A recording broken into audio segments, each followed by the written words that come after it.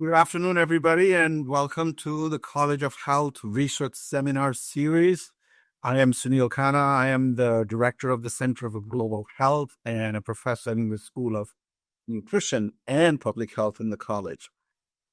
We couldn't be happier to welcome Dr. Julian Marshall to our university. Dr. Marshall is the Boeing International Professor of International Engineering and the director of the Grand Challenges Impact Lab at the University of Washington. Dr. Marshall is also the founder of the Grand Challenges Impact Lab, which is based in Bengaluru, India.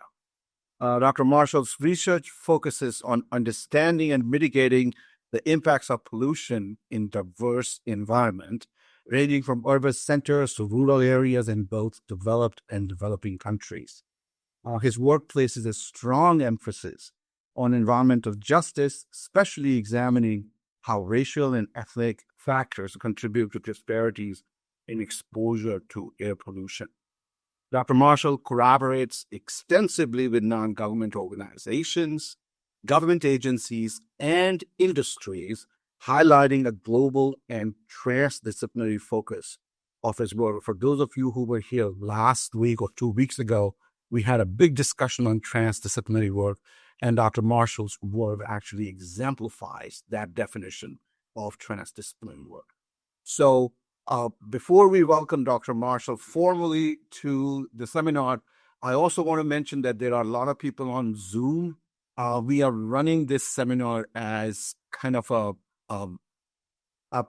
in a way where you will not be able to ask questions directly. It's like a webinar style. So people on Zoom, if you have any questions, please post your question in the chat box and we will read your questions out loud at the end of the series. So having said that, please join me in welcoming Dr. Marshall. Most we have to be places in person these days. I really appreciate your coming in. I should say, let me talk about this program, but when I give kind of formal lecture, my general rule is if you sit in the first two rows, I won't call on you. That's instead of so in the back, just sit in the fair white. As you just heard, usually when I'm giving a talk like this, I'm talking about my research because that's around what we do, which is around air pollution. Yeah, I'll be talking about this program, the Grand Challenges Impact Lab, or GCIL, GCIL for short. At its core, this is a 10-week study abroad program in Bangalore, India. You go there each week or quarter. For the folk next year, why do I design a quarter system? So I'm going to talk about. I'm going to tell you a bit about the what it is, about how we do it, but I want to start with why. Why are we doing it? Too easy to jump right into the what. Let's talk about the why. Before I do, full disclosure, I'll tell you one, I don't actually know what I'm doing. I've just been doing this. I've been doing it for lots of years now. I've kind of picked this up as I go. So if you have any suggestions, I welcome them. If you have any questions, my response is probably going to be like, that's a great idea. I haven't thought about that. Thank you so much. So please don't forget to jump in and let this is a conversation. You know, I'm up here for fun. I love to hear what we all have to say. So there's the why. There's a bunch of whys for why we do this. Maybe the other one. Oh, there we go. Okay. So, and the work I do is kind of between engineering and public health. On the engineering side, go to kind of like what we're supposed to be doing. The National Academy of Engineering, and he has all kinds of information. This is one example. Grand Challenges was a term that they started using in the late 2000s, 2008, 2009. There's this Grand Challenges Scholars Program, which kind of gives you a list of what they think we should be doing. No, that's not up here is super surprising, right? It's social consciousness, multicultural, entrepreneurship, kind of research, bringing that into the classroom. It's kind of like what we're meant to be doing. And I'll describe, it does all of these things. All of that. One example of the why.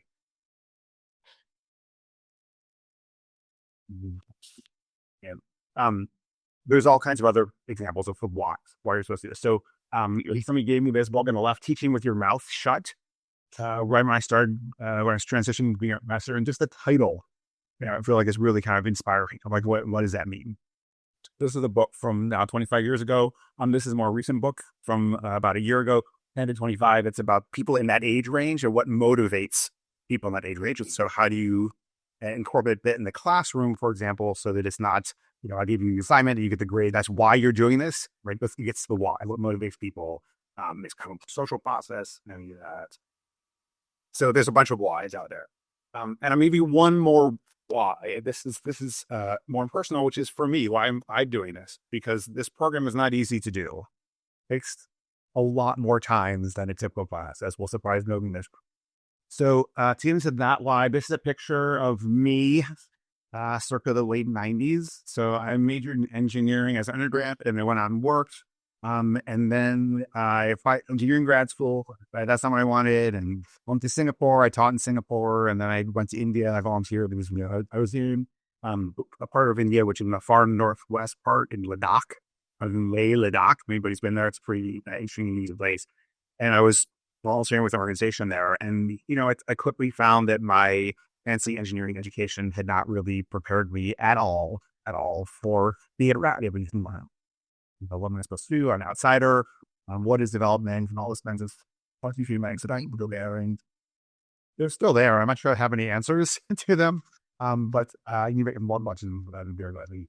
And I figured at that time that people kind of thought about those. That's why I applied to grad school. I actually applied from rural India. There was no internet or email. It was not really the easiest to actually apply to grad school. But I got in. I applied to one program I wanted to go to. I got in. So this is me entering a taxi to go fly away from Ladakh and go to grad school. And so, from there, I grad school, I kind of started air pollution. It's pretty wildly background in India. I became an assistant professor, got my master's degree, I got my PhD, I did a postdoc, I started teaching and I was doing all the things I was supposed to do. I was doing all the things that my job wanted me to do. I was getting good teaching evaluations. I was getting the right grants and publishing the right journals, but it wasn't really connected to, I was doing air pollution research. It wasn't really connected to this community in India.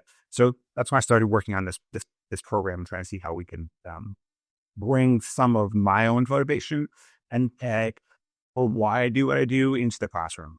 And so really the GCIL program, I'm trying to help the students, but I'm also trying to help me of, 30 years ago, be more effective. So this be more effective than I was. So this was, now being my day one. One of the examples of an exercise we give to the students is to talk about your ideas through the eyes of your customer. And we have this structure, story in 7 sentences to talk about your solutions and how your customer experiences them. So that's what I'm going to do next. I'm going to tell you about GCIL through the eyes of my customer or students. And this story, like all the stories, starts with. So once upon a time, there was a student. Actually, I was at the University of Minnesota for 10 years before University of Washington. I've been there for about 10 years also. So this, starting this kind of goes back to University of Minnesota. Here's our customer. This person's name is Bujin. She's an actual person. She came to the University of Washington to study as an undergrad. You may have met her area, I don't know, at an ISE conference. And as an undergrad, so she wanted to be gospel. But at this point in time, she's an undergrad. And, she decided to actually double major in engineering and in economics.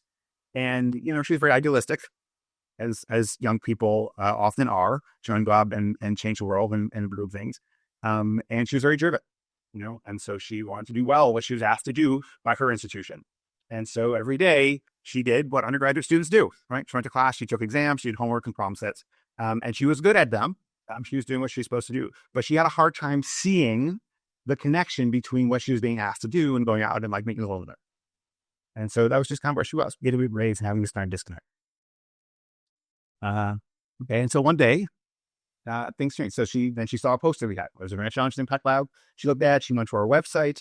The classes count towards your graduation in my department. That's really helpful. The cost is not so different from staying in Seattle from staying in Bangalore at UW. So it's a price she could afford. She didn't really know about India. It was not really on her radar. It's like she wanted to go to India, but it looked interesting and based on what she heard, she thought she'd give it a try. It sounded different. So she applied. She got accepted, and then she went with us to India. And so we have pretty intensive fieldwork component where we're in India for full entities. Students work in teams. They work with an organization. and they're out in the field and they're asked to kind of define their own problem and their own solution. Well, it's really challenging. It's a very different environment than in a robot setting. They ended up working with well diggers. So she was with an organization called Biome, which works on water, the lake cleanup, kind of water quality and quantity issues. And they work with well diggers. There's kind of a way to save water is scarce in Bangalore, and so you can do rainwater harvesting. We can collect the water in the rainy season, store it underground, or access shallow aquifers to get that water available. And so, she continued her work through this kind of ever since this age. One of the main things is she was asked to define a problem and a solution. And so, what's the best way to get students to learn how to solve difficult problems is to have that experience of solving hard problems, defining the problem, coming up with a solution while they're a student. And so I think ever since that day, she's not in India. She doesn't want to live, kind of do her career there. But she's much more familiar with the context, with how hard problems are, why they're hard, and how to chip away at them. That's what grand challenges are, right? They're not going to be like solved in this traditional sense of like solving a homework problem set, but you kind of gather some expertise and you work with other people and you can kind of chip away and move forward and try to find solutions that are applicable and can scale. And that's the kind of work that she takes with her. So that's what she worked on. The actual kind of like solution they came up with was, in this case, the well diggers. It's its own kind of livelihood. They're called Manuvadars. They're generally outside of the city in specific communities, and they're not a mile, right? So there's not really great ways to connect with them. So their idea for a solution was, well, there's lots of cases where you're trying to meet supply and demand. That happens all the time. Come up with a website where you can register people, and then I can leave reviews and whatnot. And Biome loved that idea, and they said, yeah, but we want to build that. Do you want to build that website? And the student team said, no, we're going back to finish our degrees. We're not going to stay here. So then they built this, and that's an idea. They said, yeah, that's great. That's awesome. I was going to go and do that. That's one example of a student project. Again, when they define the problem and the solution. I have one other example. This is a video. It's a 2-minute video. So I'm just going to play on this. At the end of the program, one of the things students have to turn into 2 videos. So Eats or Habits for Health, a 90-day program dedicated to helping people build healthy habits to prevent non-communicable diseases, reduce health emergencies, and lower health expenses. Non-communicable diseases like diabetes and cardiovascular disease account for 60% of all mortalities in India. Now, let's meet Raj. Raj is part of a growing population of Indians living with diabetes. He is a husband, father, and street man. Before his diagnosis, Raj always felt healthy, so he never felt the need to make his healthy habits. To treat diabetes, Raj has to pay for transportation to clinics, doctor checkups, and insulin 3 times a day. Overwhelming evidence indicates that lifestyle programs can reduce rates of non-communicable diseases. However, only 20% of Indians in the morbidity study were aware of common causes of illnesses and how to prevent them. In order to promote preventative health practices to help people like Raj, we created the Habits for Health program, a community-oriented program dedicated to the education and implementation of healthy lifestyle habits. Participants will attend health educational seminars, including topics of seeking preventative care, healthy eating, exercise, sleep, and mental health. Participants will also fill out daily health journals to track their progress. The Habits for Health financial model built off an existing community bank model that thrives within multiple health organizations. Community banks are similar to other banks, where people deposit money into savings account, and the bank loans that money out to others. The banks profit from the difference between loan interest rates and saving interest rates. We will use the same approach to reinvest funds into community services like this program. The Habits for Health program helps people like Raj build their wealth, improve their health, and prevent non-communicable diseases down the road. Invest in your health now by joining the Habits for Health program. Okay, so here's another idea from a group of students, right? For me, at University of Washington, they're going to pay me to go to smoking cessation clinics or to get a pedometer or whatever. There's kind of like health promoting for which I can get paid. It's the same idea for low-income communities in the global South, what they came up with. So, and they found kind of a way to finance it was what we community bank model where that money can go back into the community. But what the community bank is designed to do anyway, is to reinvest it. So they have a revenue model, and then what would you do each of the days of the 60 days? And I think the main takeaway is like the students come up with, right? It's not like me saying, hey, here's an idea. It's them saying, hey, here's a problem, and you move off with it. need for help? Okay. So, just a few bits about our philosophy. Um, these are the main ingredients in GCIL. If you want to do this well, right? Number one, high standards. So we work people pretty hard. We ask a lot of them. In 10 weeks, it is not easy. It's possible and doable. We do it every year, but you have to work really hard and a team of 3 or 4 people to come up with an idea, to identify a problem and a solution in that time. So we have a lot of scaffolding there. We have really high standards, and students know that right from the gate. You're going to take this. If you want to do study abroad and have cocktails on the beach, that's a great thing to do. Please feel free to do that in other study abroads. If you come here, you're here to work. This is a work trip, and you're going to learn a lot by working home. It has to be a safe place to fail, and so we put the students first and give them. But the way you have good ideas is by having lots of ideas, because most ideas are not good ideas. And that's true for everybody. It's true for me. It's true for you. It's going to be true for students. And so kind of letting them see that process of brainstorming, how do you come to something? Each day someone stands up and says, I tried this. We can learn from each other and go forward over time. That's how innovation happens. And then giving them support. So they kind of have a lot of control over their time. And we have the scaffolding we've built in. They can kind of go through this process and get the resources and the feedback that they need. Another bit about the kind of philosophy they bring to this, there's this Venn diagram down here. And, we want people to be here. We want to kind of solve real problems for real people. You want to be here. And most of the time that we spend is in our own brain.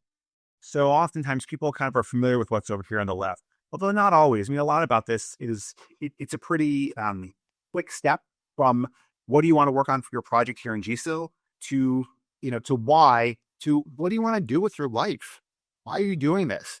We only get so many trips around the sun. What are you going to do? What are your talents? Why do you want to do this? Why is this worth your time? And I don't know, 10 weeks is whatever it is, 1% of your life or something. It's like a little mini version of figuring out what you want to do and why. That's really, really helpful learning to go through. So, we spend most of our time saying, how do you get over here on the right side of this? Tell me about your customer. Because once you've identified the problem in your customer, I don't care what you think of the problem. And then you shouldn't care either. I don't care what I think of the problem. What does the customer think about this problem? Why is this solution going to change for them, how they interact? That's really what I want the conversation to do. And then this bit up here, this is kind of some learning that I've done from the people that we teach with in India, is all the time people show up like, hey, I want to help. How can I help? And the answer is by learning, by starting by closing your mouth, going back and doing the homework. Go read reports on this, go talk to experts, see what they said. Go interview people, whatever. If you come prepared to learn, then that will naturally lead itself to ideas. And so that's another little bit philosophy. I give this to students at the very beginning of what you want to see from them. So this is, a picture of a student team on the west coast of India, Gokarna Beach. They finished GCIL. They're feeling, super enthusiastic. They're exhausted. They're ready for a little vacation. What do we want them to have gotten out of this? An idea that might work. That's the fundamental. When I or somebody else sit down and listen to their idea, like the ones you heard about Manu Vadar's or about this healthcare thing, my response should be something like, that's interesting. Maybe. Let's go and try it. It's easy to poke holes in an idea. You can for sure do it, but it needs to be not obviously impossible. So it's an idea that might work. That's worth going for. That's number one. What we call voice of the customer, which means basically their idea is based on talking to people. They brought a prototype to someone and they've heard some feedback, and someone say, yeah, I would do that, or you have to change this, or 6 weeks is too long, or this much money is too much, whatever. You have to put the prototype in people's hands and see what response you get. And then just this act of learning by doing it. And you have to be ethical about it. You can't do experiments just because you can, but an approach for learning by doing, which is how we all learn to do things. And so I can add that by in terms of just kind of the nuts and bolts. So we're there for 10 weeks. It divides pretty evenly up into thirds. So we're there winter quarter. I've got students who will be going. I've already met with them once. We meet in the fall quarter 2 times to get ready to go. And then January 1st, we fly over there. We're there for the whole time in Bangalore. So for the first third, it's very structured. And the things we want to do are, number one, learn how to be effective in India. Just how do you cross the street in India? Number 2 is some design thinking skills. So how do you do interviews, for example? And then the third thing and the main thing is learning from organizations in Bangalore. So most of the days in the first third, I tell the students, look, all I'm asking you in the first third is to be present, be engaged. Just show up every morning with your eyes and your brain open. We'll get work from you later, but the first day. So we meet with a bunch of organizations, and there's kind of three axes that I'm thinking about. One is the problem that the organization works on, like healthcare or education or sanitation, rural farmers, whatever people say this one. Then the second is their kind of solution. So some organizations use legal solutions or technical solutions. Some are grassroots. Some work with the decision makers or mid-level bureaucrats, whatever. Like there's kind of like the solution type that they generally implement. And then the third thing is the context of the environment. So urban or rural, high income or low income. Some organizations work with women's self-help groups. There's just different contexts. So I've got these three axes, and in the first 3 weeks, I'm trying to find great organizations from throughout that three-dimensional space. And so it's sort of like, if you're a painter, you start by learning about the colors in your palette. This is kind of like helping the students to see what the space looks like. That's the first third, which again is pretty structured, and we're all together. In the middle and final third, the students are, the birds have to fly out of the nest. So they're in groups. I haven't communicated this yet to the students, but I've already picked the groups for the people who are going this winter. They have an organization that they're working with. And during that time, during the final 2/3, they have to do two things. One is something for the organization that the organization has set out and asked of them. That accomplishes, it helps the students to learn about what the organization works on, and it helps to deliver some value to the organization. Why they ask us to come back over and over again is they get, 4 smart students who don't know that much about what they're doing, but they have a little training. And if they've got some idea, they're like, can you please work on this? And then, okay, so that's the first thing the students have to do. And the second thing is build your own startup, but it's a social venture. So you don't have to make lots of money. It has to be a financially self-sustaining idea. That's the idea. So you can't call my rich uncle and he's going to donate, X dollars. And then no, that doesn't work. It needs to be something where, maybe there's an investment, but you're delivering value and there's a financial model. We think this could expand. Yeah. And they do that twice. They do that in the middle third, and you have to deliver an answer in the middle third. And then you go back in the final third and do it again. Because for so many things, you learn by doing, right? This would not work nearly as well as if we just said, work on this for 7 weeks and then give us an answer at the end. Because if you're forced to give an answer here, then you see all the flaws, you see how it is. And we have this cycle I'll show you in a minute.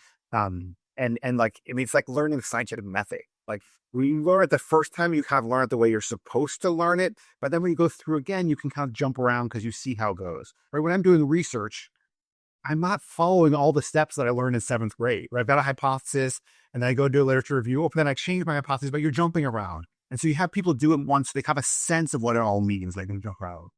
Okay, so we're great on time. You guys will keep them doing it. Okay.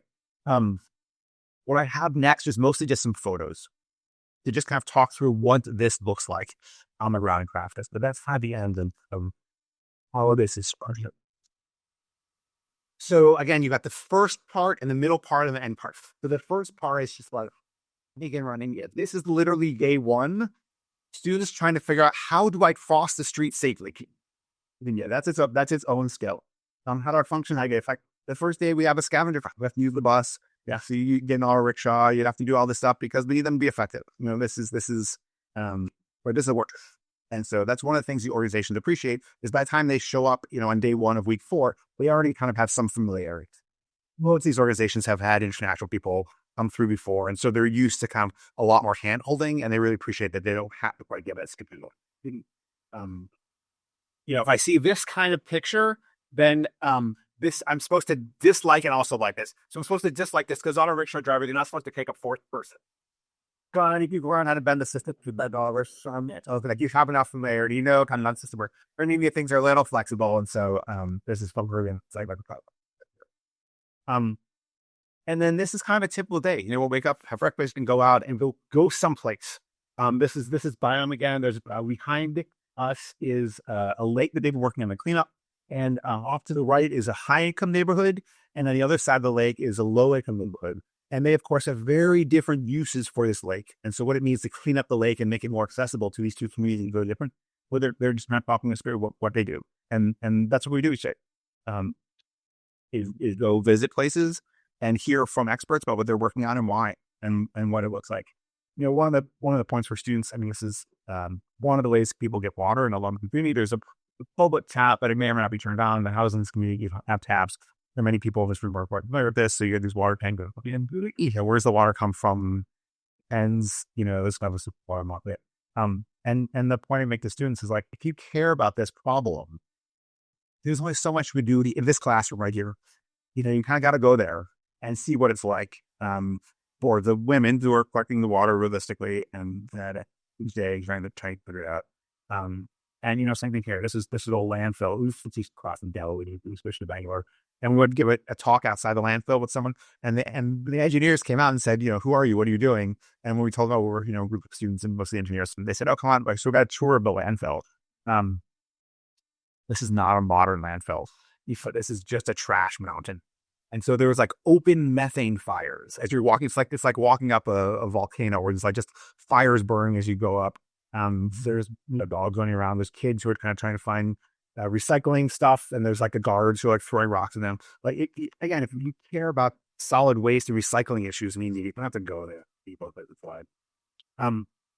So this is often the first 3 weeks. We do have some time in the classroom, maybe a total about 2 days of me giving lectures about design thinking, but a lot of that is just trying stuff out. So, doing prototypes. We go to rural areas and we talk to people who are practicing social entrepreneurs. We do have some social time. I mean, it's a work trip, but we do have some time to,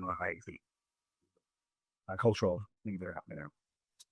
And then again, after that first third, then the students are largely in control of their time. We generally meet in the mornings. We have some activities, but the students are asked to figure this out and to talk with us about what they're learning, to share what they're learning, and how they're making forward progress, but figure it out on their own. And, go and visit. This group was talking to people who bring water supply in. Where do you get water from outside the tankers? Get it from the land. What kind of treatment exists in different places.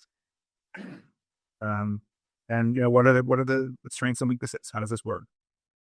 This is for their their kind of independent project, or the project that they did with the organization. The organization had installed this rainwater harvesting in several schools. And so for the project of the organization, they said, look, we installed this technology a couple of years ago in a bunch of schools. Here's 10 schools. Go and interview the teachers, the principals, and the students, and just ask them what happened. Are they still using it? Do they like it? Do they not? And so then, we, the program, provide a translator. That's a great example. The students learn something. The organization appreciates it. Then suddenly the students are the experts because they've got this data now. They come back and say, this is what we found. The organization, would do this. They could do this, of course, right? The people working at Biome are experts. They've been working at this for a while, but they're busy. And so they can kind of use our students' enthusiasm and file to go back and interview people. And then, a lot of what the students spend time on is right here, right? It's like coming back at the end of the day, empty your pockets. What did I learn today? What did I not learn today? What do we do next? If you're a team of 4, then every day you get 4-person dates. So how do you want to use that resource effectively? And, there's plenty of this also. It's like, geez, I don't know about this. But what's really different about this, the reason why this student is there reading government reports is not for me. She's not doing this for the classroom. She's doing this because she owes it to her fellow students, because she owes it to the organization that she's working with, because she wants to do well in this. And one of the interesting things that happens is, we kind of have some cultural things where people come in and talk, and there's stuff we do. By about halfway through the program, the students realize that what they have to accomplish is really hard. It's going to take a lot of work. And they're driven. They want to do this because these are real communities. Sometimes they're working with real families who are experiencing issues, and their internal motivation, just goes to 11. And so from then on out, anything the program does or offers or invites them to do, I mean, we have, some social events we'll go out and, and whatnot. But in general, if it's during the business day or during the business evening, it's not directly useful to them. They don't want to do it. Right? They have their mission and they want to accomplish it. And that is so cool to see. That like spark and drive motivation is really, really cool. And so then they come to us and say, hey, this is what I did. It's a conversation with them. And it's the way to, this is what you need to know about. And then the end, this is what they have a report. There's a final presentation. They look at reports from previous years, and what they turn in is like, it's an idea. Now, when I look at other programs that are like this, a lot of time it's more common to give students the idea. And then, of course, they can get farther in a given amount of time because they've been given the idea. But I don't want to do this. This is an educational project. And so we have students start at zero, which is, what's your problem? What problem are you trying to solve and why? And so then they have to define the problem for themselves. And actually, we have these 4 areas. There's kind of a fair bit of structure.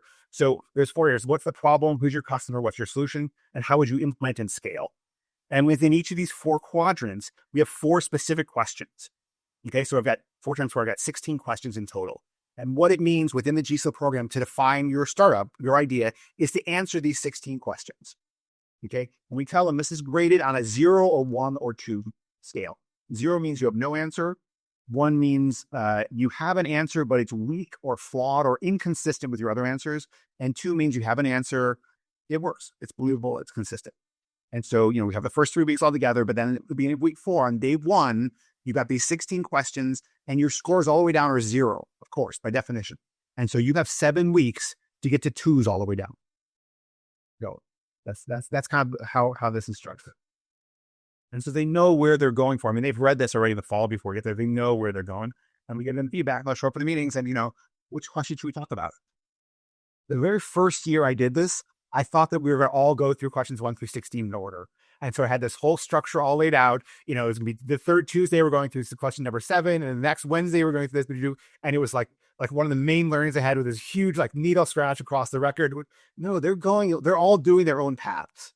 And so then the next year I did redesign this in a way that lets them choose their own adventure. So we have the same resources, but they come to it on a time that they wish instead of me giving it to them on the schedule that I would lay out.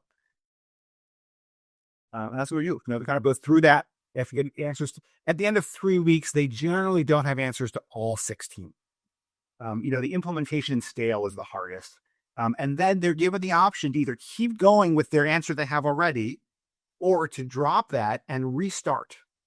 Okay, that's a really big decision day. You gotta have go, no go. People are like, I need a couple more days to figure this out. Because they're really nervous, right? We've been through 2/3 of the class to drop their ideas. But if you drop your ideas, you go through it so much faster and better because you've been through it once. And so oftentimes the teams that drop their ideas and restart do better in the end for having let go of an idea that was not great. And so just kind of seeing that dynamic and for them to see that, that's really helpful. So I mentioned we have the 16 questions. These are all live. Eventually we call this ideas rubric. Most everything that we have here is up on. So if we're interested in following us, we have on the website, there's a 2-page teaching philosophy, which is called Education Like a Give a Damn. There's a bunch of stuff online. There's the resources. I mentioned that we initially thought we'd go in a certain order, but now we have kind of the 16 questions. And for each of the 16 questions, there's 3 different aspects. There's theory, action, and reflection. And so then for the 16 times 3, which I think is 48, for those 48 grid cells, I have a few different readings, a few different things, and they have to do 1. From each grid cell, they have to do 1 over the course of those cells. And then what they turn in, there's a bunch of, you wrote this, but there's all these appendices they have to do. So I just gave you my story in 5 sentences. They have to do that. They have to do a theory of change. They have to do some empathy mapping. There's just some other specific things they have to do. And they know about that all at the beginning. And by the time they get to their idea, these things are easy. They have to design a randomized control trial, which would test their idea. But once you have your idea, it takes an hour to weigh this up. That's fine. The hard thing is coming to the idea. And it's just, you just go around and around and around and around. Right? It's you have to do this until we say done. Failure is not an option. I expect every team to give it 2 out of 2. That's required. And then, kind of last day of the program, they stand up. We have kind of a public event. All the organizations come in and they want to they're curious. What have you guys been up to? And, some of the time, the students say, we would propose this idea and the organization says, yeah, we want to do that. Would you please do that? Or, would you write a job description for some of it? We've had cases where the organization implemented it. We came back the next year, the students worked with the same organization and the organization said, hey, we did this. These things went well. Here's the 2 things that just didn't go the way we thought it would. Could you please work on one of them? Help us, work through this. And so the students see that the projects they work on are a larger lifespan and better time. And that's also really important. In terms of what they learn from doing this, I mean, the main thing they learn is to see themselves as agents of change, where they can do that because they were there and they see how this works. And they also learn this. This is one thing we learn this every day. And by getting over here was not quite so easy as you thought, but then they're stronger for it. And that's really, really important. But go through all the vows and see oh yeah, I can figure this out. And now I know what it means to figure this out. That's really helpful. There's kind of this process that it involves to go from here to here. And I tell them about, and usually when they come up with an idea, for their idea, they're like, this is so cool. Nobody's thought of this idea before, and this is going to solve it. And then, they keep working on it, and then they get to hear it, and they're like, oh yeah, someone kind of tried something really similar before. We're going that then, and they keep going, and then they get to hear. Right. And the really important thing is don't crash and burn when you hear what you're here. Right. You got to stay with it. Stay with it past this stage, and keep working on bringing things together. To oh yeah, and then people realize, okay, wait, there's something there. Maybe there's a gem of something. So that in the end, now notice step 5, you're not quite as high as step 1. You're probably more realistic. And so just kind of helping students walk through this valley of death, through this, this sucks and I'm an idiot, that's another really important part of being there for them and know there we go. So, they start off the program and they're really excited. They're kind of a little nervous. They don't really know what they've gotten themselves into, but they're excited about it, whatever it is. And then they kind of go through this and get beat up a bit and hopefully they come out of it like this.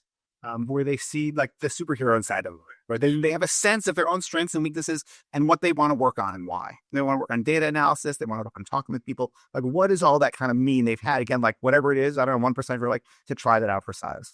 And so seeing that transformation is really cool. And it's why I keep doing this boat. That's definitely why you've been. So we're the Grand Challenges Impact Lab. We have 2 missions, and impact and education. And they're both. And the way we have impact is via education, by training students to go out and be archived in the world. We have our own struggles for sure, and challenges, and I'll mention a couple of them. One is just that this program is not easy to put on. It involves going to India. I can't go there for the whole 10 weeks, so I go there for a couple weeks at the beginning and a week at the end. There's someone else who's there the whole time. It just, it is a fair bit more work, realistically, than a typical class. And the other challenge I struggle with is I'm merely a professor in a department in a university. And if students outside of my department want to take this program, I welcome it and that's great and I love it. But I have a hard time reaching them just in terms of advertising. I'm not an advertising person. I don't, that's one challenge. And then, the professors in another department, why do they take classes in my all the, you guys know about the institutional challenges and I face them as well. And so every year I would love to have people come across campus and what happens to us happens. Why Bangalore? There's a lot of reasons why to go there. I mean, I've been going there for many years now. And so some of it's inertia. There's some kind of stuff it's not exactly on the edges, but it's not core. But, the weather is nice there. The food is nice there. It's an international city. If you want to go to a Western style pub, you can kind of feel, it's safe. That's not on the edges. That's really important. I'm going to bring, dozens of students there every year. Safety issues are really important. No city is sort of ultimately safe, but I feel comfortable going to India and especially to South India with students. A core, so that's pretty close to core. And another reason is Fieldwork is the epicenter of social entrepreneurship. It's just a great culture of organizations there. You probably heard this expression, you want to be in a fun sandbox to play in. This is a great sandbox to go learn. You can bring students there. And there's a lot of organizations and experts and people doing amazing work that they can learn from. So I mentioned I did this at University of Minnesota for some years. I've watched me now. We've done this 6 times. We stopped for 2 years because of COVID. And this will be our 7th coming up. And it's been great. And I'm still in contact with many of these people. And they're also in contact with each other. It's a lot to be together. We're all together in the dorms. We wake up together. It starts early. We start before breakfast. We had every morning. There's kind of some routines we have every morning. A couple of people read a blog post about what happened yesterday. At the end of the day, we go out and do our thing, especially in the first 2 weeks. At the end of the day, people are pretty tired, so we don't do reflection work. At the end, people need to just kind of go there and go to that. We feel past there sometimes. But in the morning, that's when we kind of talk about what happened yesterday, what's going to happen today. of yourself. So, people have this phrase of like, what's your secret sauce? Like, I mean, I've given my secret sauce. There's nothing secret here, but what is it that kind of makes the program work is what's behind this question. So there's a few things. One, of course, is best practices. There's a lot of stuff out there. All the stuff I've talked about, people have been working on that stuff for a while. So design thinking is kind of one of the main, not the only, but the main tools that we give to students. Like say in research, be original. In teaching, find something worse and copy it. So there's a lot of good ideas that we are copying and building into our program. Of course, partners. I mean, I tell students on day one, this is not about me. There's a lot of people around the table who are supporting our students, especially little organizations that we work with year after year. We work with local students, the communities that we're working in. Realistically, that's a huge one. And then the instructors are there for the whole time. So that's just some of it, people, but there's a lot I've helped them with this happen. I'm happy to chat about specific partners, but that's why we go to Bangalore, is because there's multiple organizations who are ready to engage and we're open to this and who see this, it's helpful to them, but they also see this part of the mission. A few other things. So, you kind of got the sense that students are leading. I don't have the answers. I have the questions. It's up to the students to figure out what topics they are working on, to define for themselves and for their team and for me what they want to work on. And so the fact that I'm sitting here in the audience and listening to the students talk about something instead of the reverse, that's definitely part of the secret sauce. Definitely, humility, recognizing that there's a lot we don't know. Now, this is a community that an organization we've worked with for a while. One of the reasons to go, there's a lot of reasons to go to India. One of the reasons to kind of get out of Dodge is I don't have to spend any time telling students that they don't know much about this. It really helps to have a beginner mindset, put aside your preconceived notions. And so by going someplace which is foreign for most people, that helps people to learn skills. If we were working on homelessness in Seattle, we have a lot of thoughts about that. It can be hard to put that down. I've taught various versions of this stuff. Sometimes speak to Indian students also, whether the students are in India. We've had classes where we can teach students who are at Indian institutions or people who are from India and are in the US. And in all the cases, and even the people who are from India or an Indian institution, they often have no more familiarity with how life works in this community than do our students who have never left the US. And so, people ask me without outsider savior complex, and it's less of an issue than one might think because you approach this with humility. We're like, I'm here to learn. I'm not here to say. Like, people have been solving problems a long time. It's pretty easy to see that when you're kind of right there faced with that and feel rejected. And the last thing is high expectations. You have to get the two on all this, and people know that's going to take it further forward. And then what do they do that? And that's what people need. That's what people want. They don't want you left off the hook. They can see there's problems like right out there with them every single day. And so they want off with something which is plausible. So, do you feel a lot of things? I tell people it's boot camp, come prepared to work. This is, before breakfast. We're talking about what happened yesterday and what happened today. And there's a different case. It's going to be offering some Autonomy gap. We, read books, have conversations. There's a lot of work. It's way more work for students also. But it's also summer camp, because we're all living in dorms together and we're hanging out and bone hikes and whatnot. And so many people get to know each other really well. So sometimes it's a family, a GCIL family. So thanks for listening. I'm happy to hear your thoughts.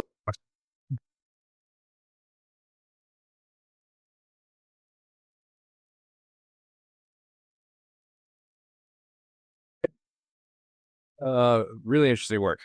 Okay, so you mentioned pairing students up within a specific, like an NGO or something like that. So can you kind of talk about some of the, approaches that you do for like guided freedom? You can't just like release them to your own idea, but you also don't want to end them in too much. Can you talk about that a little bit? Sure. How's that connected to the first thing you asked about? Oh, just that it sounded like you had connected people already with specific problems. Yeah. Okay. So each year we give the organizations who wish to take part in this. And so then we give students, this has already happened this fall for people going this winter, like a 1 or 2 page description of the organization and the problems they work on. And then students do kind of a ranked choice voting. And then I form teams that reflect what they said they want to, but I also try to make the teams diverse to the extent that I know much about the students, which right now is not yet very much because I haven't worked with them yet. And so by next month, they will have their teams and the organization they're working with. That's how it happens. In terms of the guided freedom, we, for the class, we tell them before we go there, this is what you have to turn in at the end. That's the structure. The guided part is, so we meet every day for breakfast. I tell them Monday, Wednesday, Friday, please plan on having kind of a half day back with the program. Not that we're going to use what I'm talking about the 7 weeks now, right? The first 3 weeks is all structured. It's the 7 weeks when they're in control more than half their time. So they talk with us about what they're doing. It varies a lot. Some organizations have a strict like kind of office culture and they expect you to be there. And some organizations don't have an office and they have mentors there so that we have different names for it. And it's a mentor consultant, but they will just say, call me if you have questions. We want to meet when we need a coffee shop. Those are two really different, they're very extreme differences there. But we tell them this is what we want you to do for us. And whatever you do for the organization, you just have to want us to come back next year. And then, it's a lot of conversations because they're young people. And working in India will be challenging for anybody. There's cultural differences on every level. I don't know if that answers your question, but that's what we do. It takes a while for them to realize like, I get control of most of my time. Most people handle it well. Occasionally we have people who don't. But more than 90%. Yeah, they're like, okay, bring it on. They want to be asked to do something big. Makes I, like Perry, have many questions, but I have a few technicals. So I was trying to get from your pictures, like number of instructors, number of students. I'm really curious about it. And I'm also curious number of credits. I'm assuming full-time, like 12 for the 10-week program. Yeah, 15 credits. Yes, full-time. Okay. They get 1 credit for the Get Ready to Go class. So for people in my department, this will not delay graduation. This program kind of arose out of from engineering and public health. And so in public health, you have to take there's a practicum requirement they just changed the name. It's like the service. Integrated learning. It's not internship, but it's what internship. Yeah, it's one of those names. Or if you keep brainstorming, it's going to be like one of those things. So it counts for that if you're in public health or global health. If you're in my department, this counts as your capstone. It counts as a professional practice. The rest of the credits are just sort of electives. If you're a civil engineer, they're electives. And if you're an environmental engineer, they're technical electives. So we generally do not delay people's graduation. Or we'll have people from anywhere, economics, computer science, but a lot of them already come in with some credits from AP classes or whatnot. And so they often have the time. And sometimes people are graduating at the end. We've had people who, could graduate in the spring, but they just go and do this. They delay their graduation, which doesn't matter whether they graduate before or after this program, and then with the program finished. What else did you just ask about? Number of students and number of instructors, like approximate. Number of students is like between 13 and 30. And number of instructors, I go over at the beginning at the end. We have 1 or 2 people who are there full-time during that program. We have another person who's been with us for a while who is there for some of the time. She's kind of senior and experienced, and she'll give some guest lectures to kind of move the students once a week. And then there's one other person who goes in for weeks. I guess the minimum number would be 2. One person to be there the whole time, and then a second person who can be there the whole time, or come at the beginning. Thank you. I was just wondering if any of the kind of teaching lessons that you've learned from being outside the classroom and teaching in that kind of setting have translated or informed your pedagogy is like back in the traditional classroom, and like how? It's also for my research. It's informed there's this great sloshing back and forth there. don't have a prepared answer to that question, but it makes me more comfortable of letting the students decide stuff and giving them agency and autonomy. Perry and I were just talking about, an activity in the first day as well. Would you let them decide what they're going to do? Uh, in class I'm teaching right now, it's called Engineering for Socioeconomic and Environmental Justice. And we do assertive reading and essays and whatnot. And so one change I made, which is probably informative, is now the students kind of talk with each other in discussions. And instead of having the stuff be due for me, it's due for your discussion. And so I'll say, this is due at 5 o'clock. It's not because I said it's due at 5 o'clock. It's because the other people in your group have to have read this by tomorrow. And that helps. They have themselves be helpful themselves. So that's fun. And it also has affected my research on kind of air pollution and cook stoves, because I tend to think about the problem not from my perspective, but from the user's perspective. And we've definitely gotten grants because we said, hey, we're going to test out this aspect, which is more kind of like a market-based. How do the users think about this differently, which I wouldn't have thought of except teaching this.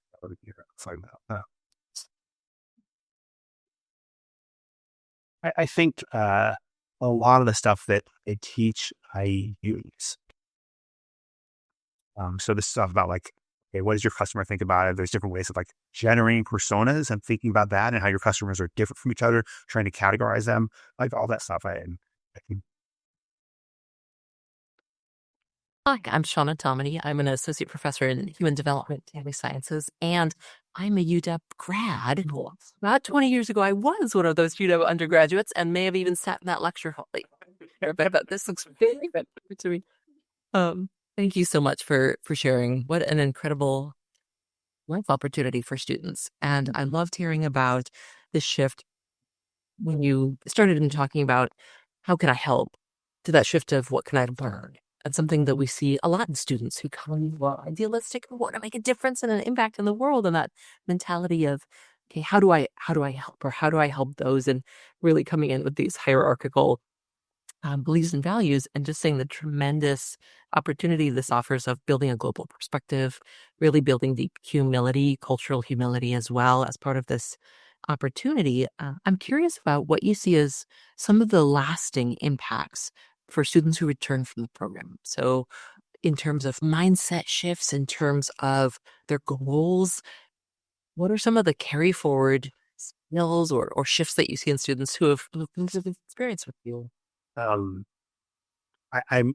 what I'm aware of is just the tip of the iceberg. I know that. It's what students share with me. It definitely happens that people will shift what they want to do. I'd say, I thought I wasn't going this direction, but now I want to do this other thing. That happens all the time. As I mentioned, I think people see themselves as agents of change. I think some people grapple with that. That may be one reason why they keep in touch with each other, is they're trying to figure out, like, maybe they had a job in an engineering firm lined up, and then they go and do this, and now they're kind of wondering what else. So I see people kind of getting back in touch with me 2 or 3 years later, and saying, how do I bring this in?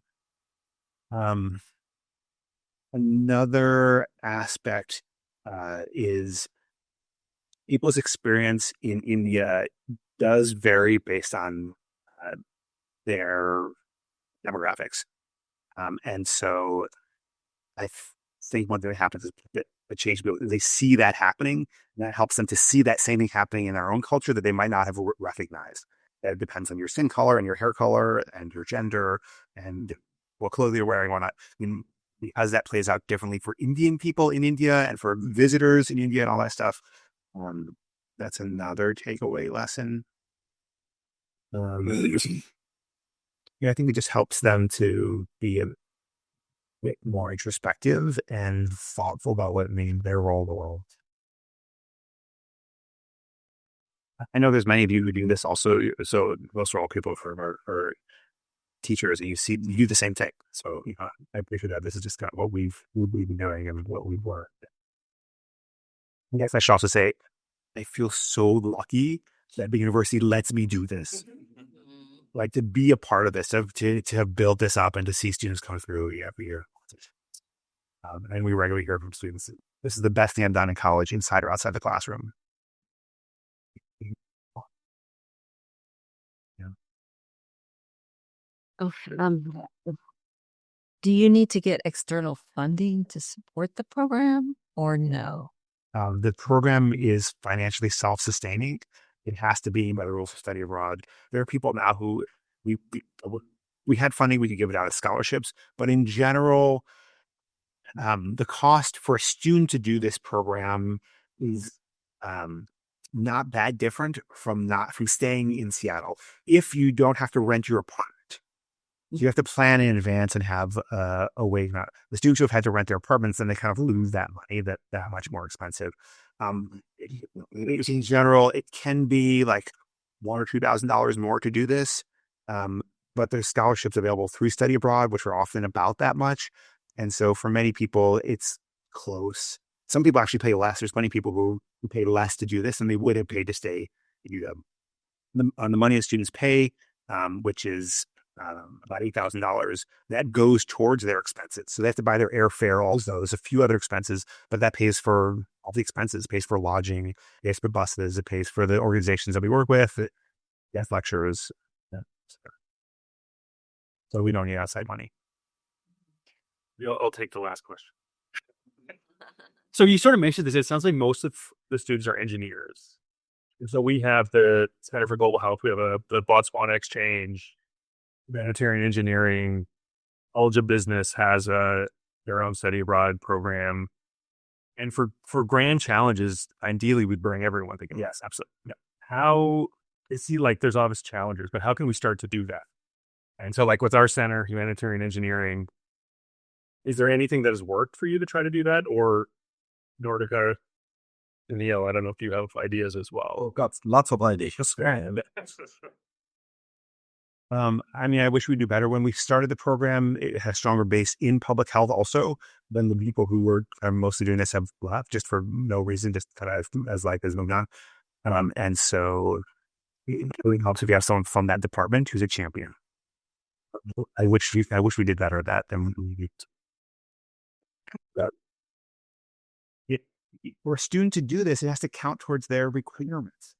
That's why would they do that? They show up and they have to do what's on this piece of paper to get their degree. And so if this doesn't count towards anything, it's a lot harder to pull them in, of course. And so getting someone from the department to say either this counts as this requirement or this counts in lieu of this requirement, even one is fine. That will set the ball rolling. And then you just have to every year to stand up and, the advising staff, the advisors have to say, hey, here's this really cool program. If there was a concerted effort, if this idea came from somebody who was higher up, like I'm kind of down in the trenches, I'm a professor. If this came from higher up and there were people, if you had this combination, then I think it could do better than what we do at UW. Because you could have people in different departments who are trying to students year. And then, you just have to see it. After the first several years, then the students learn how each other way more than whatever. If your students want to come to UW and do this program, that's not impossible. I don't know what logistics are, but it's not impossible because as we talked about, building it is hard from scratch. It's about relationships to build those over. Okay. Well, I see we're at time, but I think the conversation will continue. But thank you, Julian, for coming again. Awesome. Thank you.